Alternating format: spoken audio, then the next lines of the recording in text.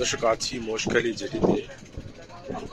মহেশখালী জেটির পল্টনে আপনারা দেখতে পাচ্ছেন যে অনেক যাত্রী অপেক্ষা করছে কক্সবাজার পার হওয়ার জন্য, যাদের জরুরি কাজ রয়েছে তারা। কিন্তু আসলে উপজেলা প্রশাসন কর্তৃক মানা করে দেওয়া হয়েছে যে সারা বাংলাদেশের নিয়ে যেহেতু 3 নম্বর সতর্ক সংকেত দেওয়া হয়েছে, সেহেতু কিন্তু যে কোনো ধরনের যানবাহন সমুদ্র পথে চলাচল না করার জন্য কিন্তু উপজেলা প্রশাসন থেকে বলে দেওয়া হয়েছে, যার কারণে কোনো যানবাহন চলছে না এবং মানুষগুলো অনেকক্ষণ ধরে কিন্তু মহেশখালী ঘাটে অপেক্ষা করছে।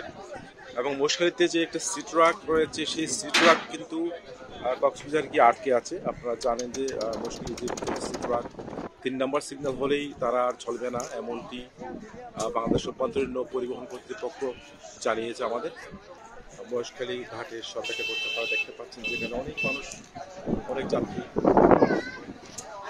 কিন্তু আসলে কোনো ভোট নেই, কোনো ধরনের যানবাহন চলাচল মানা করে দিয়েছে। আমরা দেখতে পাচ্ছি যে সমুদ্র উত্তাল রয়েছে, হালকা বৃষ্টি হচ্ছে।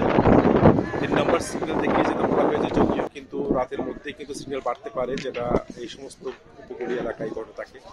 আমরা দেখতে পাচ্ছি যে বৃষ্টি বাড়ছে এবং মানুষও তাদের পল্টনের ছায়াতলে চলে যাচ্ছে।